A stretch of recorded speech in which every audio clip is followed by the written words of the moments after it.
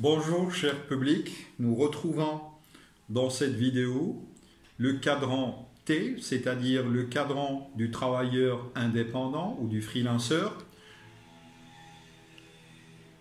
Les personnes dans ce cadran recherchent plus de souplesse dans leur temps de travail et choisissent librement leur activité. Ils définissent leur propre taux horaire ou le pourcentage de la commission qu'ils vont recevoir par rapport à certains marchés.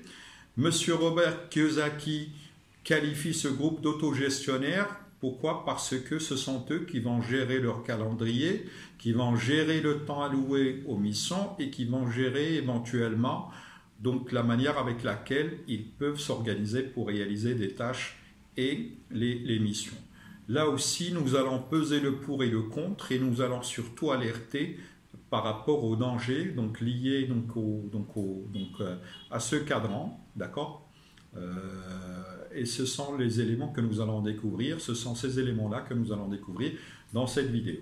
Donc dans ce groupe, on retrouve essentiellement des professionnels qui appartiennent au monde libéral ou la profession libérale.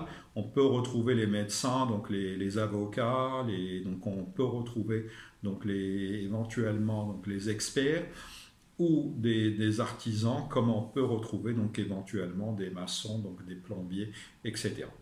Donc, alors qu'un employé réagit à la peur de manquer de ressources financières ou en cherchant alors qu'un employé réagit à la peur de manquer de ressources financières en cherchant la sécurité de l'emploi, un travailleur indépendant réagit différemment. Celui-ci préfère travailler dur, souvent sans compter ses heures. L'effort ne lui fait pas peur, en général, tant qu'il est libre de gérer son temps comme bon lui semble. Donc là, nous commençons à sentir quelque part un élément qui va s'intensifier et que nous allons retrouver par la suite dans notre développement, c'est que la différence entre les deux, donc la différence entre le salarié et le travailleur indépendant, le salarié choisit le salariat parce qu'il choisit quelque part la sécurité financière, donc la sécurité des ressources financières, alors que le travailleur indépendant, il réagit différemment, il cherche beaucoup plus la liberté de gérer son temps. D'accord? Donc voilà un peu les premiers réflexes à développer dans ce sens. Donc un travailleur indépendant n'a souvent pas d'autre choix que de bien faire son travail, car celui-ci a un impact direct sur sa réputation et donc sur sa rémunération. Lorsque j'évolue dans une entreprise, il est clair que vous avez un métier, ce métier est découpé en plusieurs processus, et donc le service ou le produit qu'on va livrer au client, il est clair que si jamais vous avez commis une erreur ou si jamais il y a un déchet, si jamais la prestation de service ne s'est pas faite dans les règles de l'art, il est clair qu'un salarié ne peut pas être considéré comme le seul fautif par rapport à ça. Pourquoi? Parce que vous avez un système de contrôle qualité, vous avez un certain nombre de choses qui vont faire que l'erreur, elle peut être évitée, tout comme l'erreur, elle peut être partagée. Alors que dans le cadre d'un travailleur indépendant, vu que c'est vous, à vous seul, qui prenez en charge la réalisation de cette mission et de cette tâche, il est clair que vous avez intérêt à la parfaire, à l'élever au stade idéal pour que votre prestation soit irréprochable. Pourquoi? Parce que avec cette prestation irréprochable, vous allez tout simplement favoriser la satisfaction des clients, et cette satisfaction des clients, elle va vous donner un véritable coup de pouce par rapport à votre réputation, et in fine, elle va vous permettre de disposer de rémunérations conséquentes. Quand on a des problèmes de santé, on espère avoir affaire à quelqu'un de compétent. Donc là, c'est un exemple.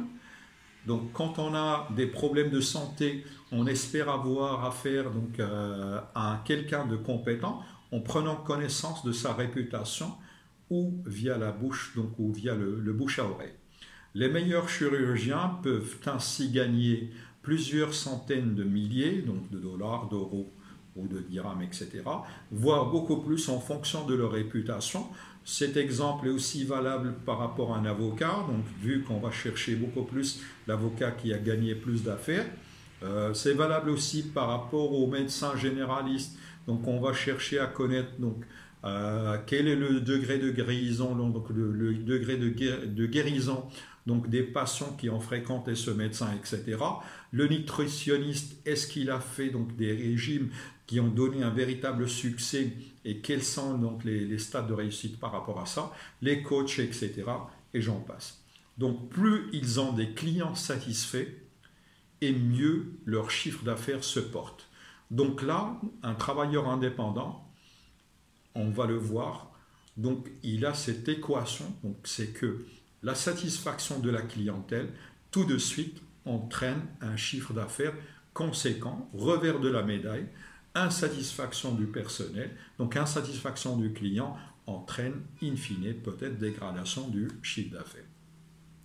Et donc constat majeur, un travailleur indépendant est donc d'une certaine façon dépendant de sa clientèle. Donc dépendant de sa clientèle, avec l'émergence et avec le développement des réseaux sociaux, il est clair qu'un client insatisfait va parler autour de lui, il pourra vous faire un mauvais buzz et du coup, donc, à travers un simple clic, il pourrait peut-être ruiner votre carrière, donc ruiner peut-être votre affaire, etc. Donc voilà pourquoi, donc, en termes de... Donc voilà pourquoi quand on est dans le travail, dans la zone T, il est clair que nous avons besoin de faire très attention donc, à la qualité des prestations qu'on présente et à la qualité des produits qu'on livre. Donc ce constat représente, à savoir donc, la dépendance vis-à-vis de la clientèle, ce constat représente le point de vulnérabilité vu qu'une simple erreur pourrait le conduire à perdre un client potentiel et sous l'effet du bouche à oreille ou éventuellement donc, l'intervention des réseaux sociaux, les dégâts peuvent se montrer très dévastateurs. Pourquoi? Parce que très souvent, un client insatisfait, la règle que nous avons découvert dans les manuels donc de marketing, c'est qu'un client perdu, ou éventuellement en matière d'application professionnelle, un client perdu, c'est 40 clients perdus. Donc un client satisfait ou un client perdu, c'est 40 clients perdus. Donc là, les dégâts peuvent aller très loin. Donc sans aucune personne pour le rémunérer, et à moins d'avoir une bonne assurance, il risquerait de fermer boutique, c'est-à-dire que là, le business du travailleur indépendant, donc il est quelque part très risqué, vu que si la personne ne prenne pas une certaine assurance potentielle, il pourrait plus ou moins donc, du jour au lendemain se retrouver par rapport à une affaire qui peut s'orienter vers la banqueroute. Donc il doit donc répondre constamment aux sollicitations de ceux qui ont besoin de ces services. Pourquoi? Parce que nous avons la règle, donc la fameuse règle, le client est roi.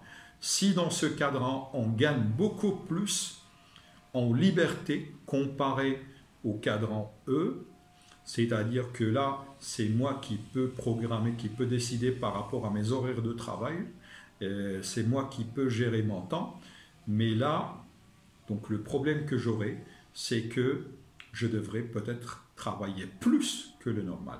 Donc on est souvent amené à travailler beaucoup plus. Cela est encore plus vrai lorsque la concurrence est importante, car il faut alors pouvoir capter suffisamment de clients pour vivre de son chiffre d'affaires. Merci de votre attention. Cette vidéo du cadran T, à savoir le travailleur indépendant ou le freelancer, touche à sa fin. Et je vous donne rendez-vous par rapport à la prochaine vidéo, à savoir celle du cadran P ou du B, patron ou businessman. Merci de votre attention et au plaisir de vous retrouver.